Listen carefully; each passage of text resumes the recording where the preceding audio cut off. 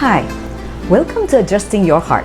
I'm Doc AJ Chua, and in case it's your first time to click onto our video, you may want to click on the subscribe and notification button so that you get notified every Friday whenever we upload a new video. Last week, I talked about the winning mindset for 2021. I said we have to aim high, work hard, and develop soft skills. And as promised, in this video, I'm going to talk about the 4 soft skills you need to cultivate for your professional and personal success. Dr. Daniel Goleman posited in his book Emotional Intelligence that EQ is more important than IQ. They made a study of many CEOs and they found that those who are very successful have higher EQ. So the 4 soft skills I'm going to share are actually EQ skills. Because according to Oxford Language, soft skills include the personal attributes that enable someone to interact effectively and harmoniously with other people. And these skills are not taught in school, but they can be learned. So once you have developed these skills, not only will your productivity at work improve, so will your relationship with others.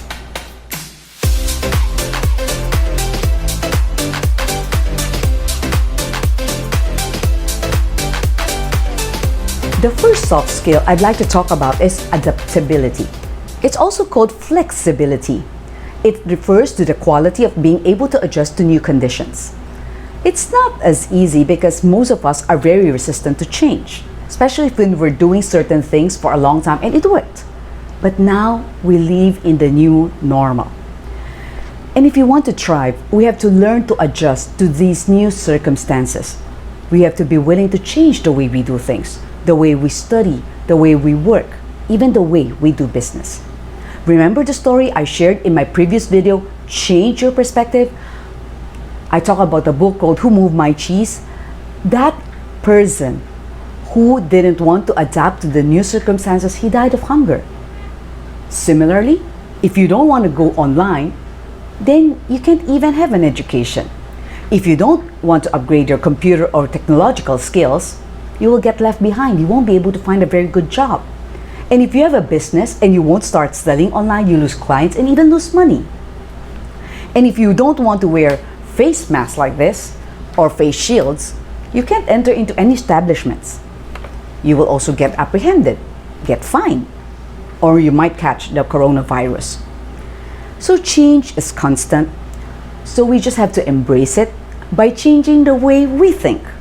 Get rid of inhibiting thoughts like, I'm too old to learn, it won't work, it's too hard, or we've always done it this way.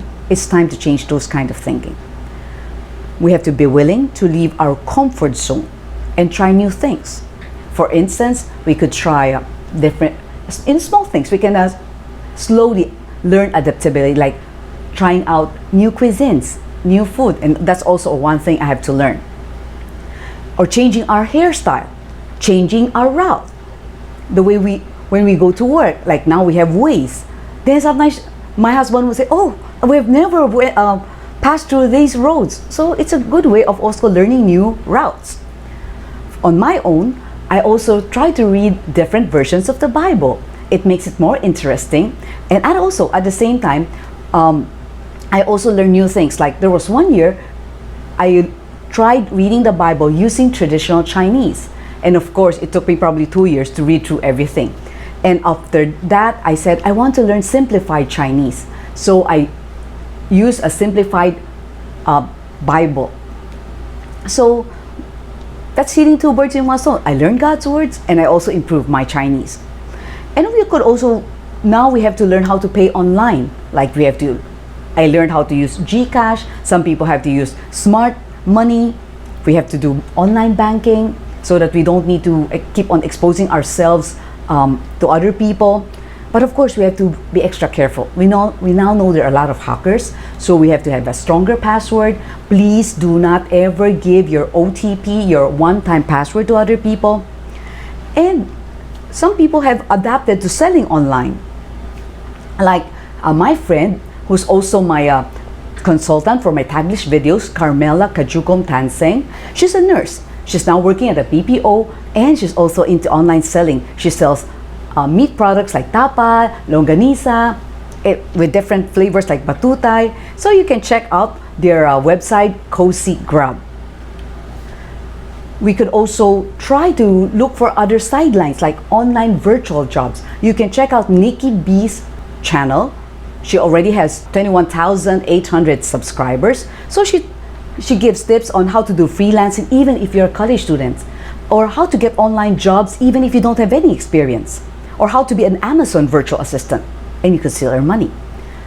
You can also check out the website of Mimi Luarca. She already have 262,000 subscribers, and she teaches people like how you can earn $250 to $500 per month as a proofreader, where to look for online jobs, and of course, how to be wary of scams, how to be a good data encoder, to be a live chat, to have live chat support, be an online transcriptionist and captioner, or even get non-voice online jobs. And when it comes to relationships, we also have to learn to be flexible. For instance, with our friends, we can't meet up, right? But we can do it over Zoom. So during this Christmas time, I also had several Zoom meetings with different groups of friends, and it's fun. Of course, we would want to do it in person, but we don't have a choice. Or even like courtship. Now, all courtship looks like LDR, long distance relationship, because we can't go on dates often. We can't go watch movies. So it's different. We have to adapt. And even in marriage, there are a lot of adjustments in marriage, or what we call life stages, like when a baby comes to the picture, when a baby suddenly grows older, go to school, eventually become teenagers, they become young adults, they start working, they eventually get married. Then you're left with an emptiness. And of course, we also encounter menopausal period, the midlife crisis, or we have to take care of our parents getting old. So you can also check out our videos, how to take care of our aging parents, and even how to understand the Gen Z and the millennials. But crisis like miscarriage, death in the family, or sickness can make or break a marriage. So we have to adapt. These things cause us stress, but if we learn how to adapt effectively, it can make a marriage or a relationship stronger. And my second point is we also have to cultivate problem solving skills, because problems are bound to come up, whether you're a student, you're an employee, or you have a business, or in relationships. So we have to learn how to cope and how to handle them. Stop complaining and think of solutions instead. Because when we're overwhelmed, we tend to panic, we get immobilized, and we start complaining. But that doesn't help, right? For instance, now with a change, let's say in your company, there's suddenly a change in system. You have to adapt to a new computer system or a new working lifestyle. It's difficult, right? But if you keep on complaining, it doesn't really help. Instead, you have to embrace learning. You have to think, okay, I have to learn, and this would also widen my portfolio. Pray, ask God for help, and claim God's promise in Philippians 4:13. I can do all things through Christ who gives me strength. And that's a promise from God. And incidentally, did you know that this is Stephen Curry's favorite verse? That's why you will see when he endorsed Under Armour shoes, the verse will be inscribed here, I can do all things. And his lifestyle and this verse also encourage a nurse named Shelby Delaney, who's only 27. If you check out this picture, she is really a GSW or a Golden State Warrior fan. In even her wedding, the motif of her wedding is based on GSW, okay? So she wore a rubber shoes as her wedding shoes. She said she's working as an ICU nurse at the Summit Medical Center in Oakland, but she felt powerless and defeated after seeing so many coronavirus patients. So she said one day, she brainstormed on how she can overcome these problems, and she wanted to be part of the solution. So what she did, she donned on her GSW jersey, and she posted this in Facebook. She said that because Stephen Curry serves as her role model, so whenever she dons on that jersey, it gives her, in a way, strength to go on. Wow. So when Stephen Curry heard about this, he called her up. Wow, in the hospital. Imagine how many of us would be able to talk to our idol in person. Imagine he's the one calling and not you calling him. And of course, Stephen Curry thanked the frontliners, thanked her and everybody, and told her that a lot of people are praying for them. And of course, that encouraged this nurse. She asked one question. She asked, how do you gather that strength, positivity, and kindness that you always seem to have, especially when surrounded by a lot of negativity? And Curry admitted that he doesn't always do it right. He said this, there's so many things that are thrown at you, but the thing is to control what I can control. So in fact, he made a poster for his two daughters, who's only 7 and 4. He wrote this in the poster, control your WABA. So what does WABA stand for? It stands for words, attitude, behavior, and actions, which means these are the only things within your control. And he said that he takes this job as a role model very seriously.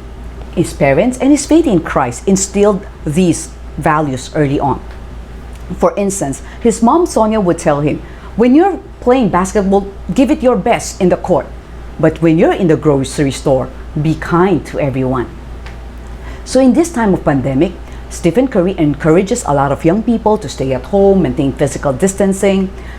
And together with his wife, Aisha, whom he met at the youth church camp in Charlotte, North Carolina, they have donated 1 million meals to the underprivileged grade schoolers who missed their free lunches now that they don't go to school. So my friends, when we encounter problems, let's calm down, pray for wisdom, think of solutions. Then we could also seek counsel from mature and more experienced people. Let's look for mentors or coaches who are willing to guide us and teach us. And in case you are a parent, you can help improve your children's EQ by not being a helicopter parent or by rescuing them when they encounter difficulties. Because when we keep on rescuing them, they won't learn and they lose the confidence to face problems and they won't be resilient. For instance, they forgot, let's say right now, if it's not pandemic, they suddenly call, Mom, Dad, I forgot my PE uniform. I left it at home. What would most parents do? Most parents would go to the rescue. They would say, okay, they'll drive for an hour just to go back to school with a PE uniform, or just ask the driver, the yaya, to bring it there. But when we do that, that child won't learn. So if you ask me, it's better to let them face the consequence. Because the consequence probably would just be like this: reprimanded by the teacher, maybe a deduction. But after this experience, I'm sure he'll be more mindful that, oh, I need to prepare my stuff the night before to make sure I don't miss anything, because daddy or mommy won't bring the stuff to school anymore. So something like that. Or don't do their assignments or projects for them, especially if your kid is just procrastinating or just playing computer games. Yeah, they might get a low or a failing grade for that because you won't help, but that will teach them a lesson. And I hope after that, you will be able to instill discipline and hard work in them. So for these two soft skills, we need to develop our adaptability and problem solving skills. And next week, I'm going to talk about how to develop teamwork skills and conflict resolution skills.